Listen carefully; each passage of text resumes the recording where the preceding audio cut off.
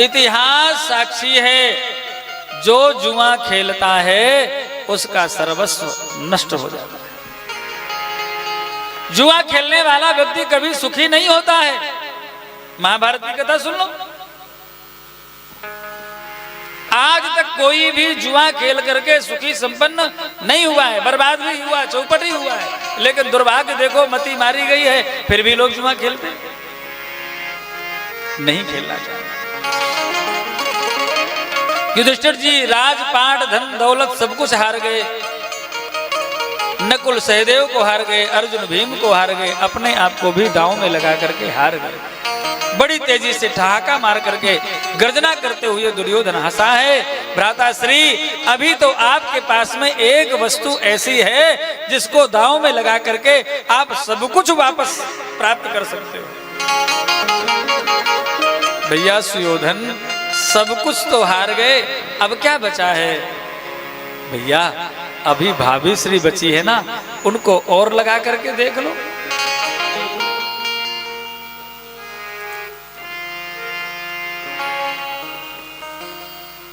एक बार उनको और दांव में लगा करके देख लो।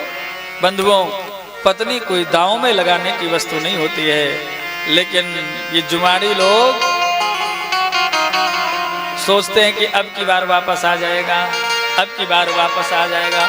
इसी चक्कर में महाराज लगाते चले जाते हैं और सर्वस्व नष्ट कर लेते हैं। युधिष्ठिर जी ने भी द्रौपदी को दांव में लगा दिया और महाराज हार गए। हारते ही बड़ी तेजी से गर्जना करते हुए दुर्योधन बोला, दुशासन वो पांच पतियों वाली द्रौपदी सती साध्वी नहीं हो सकती है। जाओ कैश पकड़ करके घसीट करके ले आओ और उसको निर्वस्त्र करके मेरी जंघा पर बैठाओ। गर्जना करते हुए दुशासन महलों की तरफ बढ़ा है। दास दासियों ने जाकर के द्रौपदी को सूचना भी दी है, लेकिन द्रौपदी को अपने महासम्राज्ञी होने का बड़ा गौरव था, अभिमान था। दुशासन गर्जना करते हुए पहुंचा है, केश पकड़ करके घसीटता हुआ द्रौपदी को लेकर के आया है। रो रही हैं, चिल्ला रही हैं द्रौपदी। माता गांधारी धृतराष्ट्र की तरफ देख करके पुकारा है,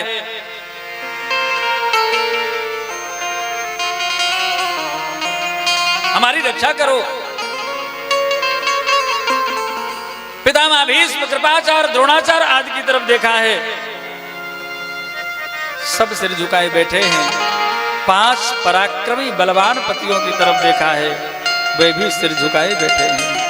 हाँ, आचार्य चरण श्री कृपाचार्य जी महाराज जो कुल गुरु हैं, उन्होंने जरूर एक उंगली उठा करके दिखाई। एक बात कहें, बुद्धि शुद्ध हो, पवित्र हो, तो बहुत ज्यादा उपदेश करने की जरूरत नहीं है, केवल संकेत से ही ज्ञान प्राप्त हो जाता है। और बुद्धि पवित्र ना हो तो कई बार बहुत उपदेश करने पर भी द्रौपदी की बुद्धि बड़ी पवित्र है, भजन में लगी है, इसलिए बड़ी पवित्र मेधा है। जैसे ही आचार्य चरण ने उंगली उठाई, द्रौपदी समझ गई। आचार्य चरण कह रहे हैं, बेटी इस समय संसार में कोई ऐसा नहीं है जो तेरी सहायता करे, एकमात्र श्री कृष्ण ही है, भगवान ही है जो तुम्हारी रक्षा करेंगे, इसलिए तुम उन्हीं की शरण में जाओ। द्रौपदी ने अपने दोनों हाथ ऊपर उठा दिए और पुकारने लगी भगवान को। द्रुपद सुता निर्बल भई जाक्षिण, तजी आए निज धाम, बसन रूप भय श्याम। सुनेरी मैंने निर्बल के बलराम।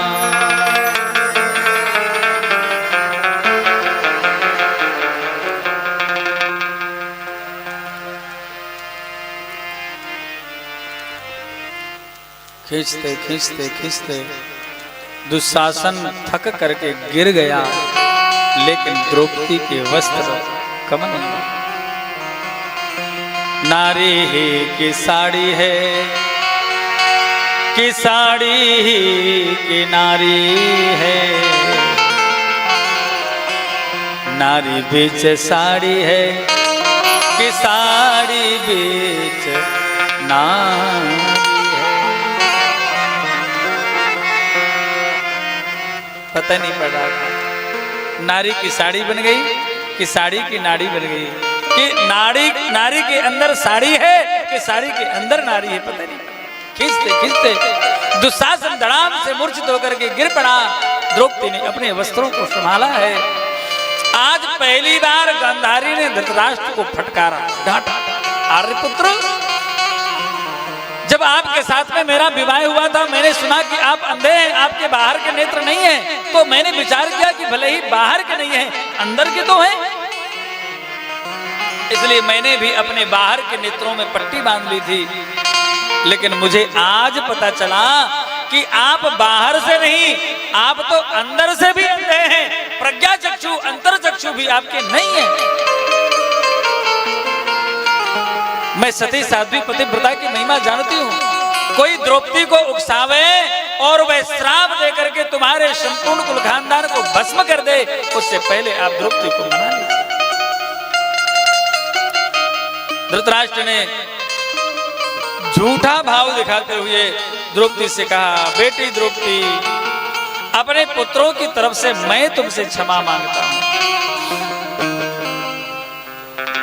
द्रौपदी ने चरण पकड़ लिए, धर्म पिता, आप हमारे पिता तुल्य हैं, ऐसा मत कहिए। बेटी द्रौपदी, मांग लो, जो चाहो सो मांग लो।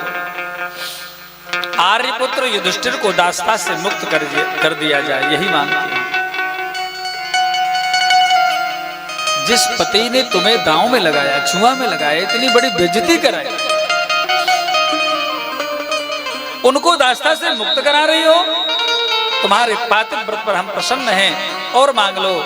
द्रौपदी ने कहा, नकुल सहदेव को मुक्त कर दिया जाए। अरे अर्जुन भीम को मांगना चाहिए, युद्ध में सब कुछ जीत लेते, नकुल सहदेव को क्यों मांगा? क्योंकि मेरी दो सासुएं हैं, एक माता माद्री और दूसरी माता कुंती। यदि कुंती पुत्र को दास्ता से मुक्त कराया है तो माद्री पुत्रों को भी दास्ता से मुक्त कराना धर्म है, नीति है, नियम है, अनुशासन है, मर्यादा है। तुम्हारी नीति पर द्रौपदी हम परम प्रसन्न हैं, इसलिए जाओ, तुम्हारे राजपाट, धन दौलत सब कुछ हम वापस करते हैं, जाओ ले जाओ। सब कुछ जो हारे थे सब वापस कर दिया है। लेकिन जाने की तैयारी कर रहे थे, तब तक पुनः उकसाया और फिर से द्यूत क्रीड़ा के लिए महाराज आमंत्रित किया है। अब की बार शर्त रखी गई, जो हारेगा वो 12 वर्ष का वनवास और 1 वर्ष का अज्ञातवास बिताएगा। अज्ञातवास के समय यदि खोज लिया तो फिर से 12 वर्ष का वनवास और 1 वर्ष का अज्ञातवास, फिर खोज लिया तो फिर सोचा था ऐसे जिंदगी भर घुमाते रहेंगे।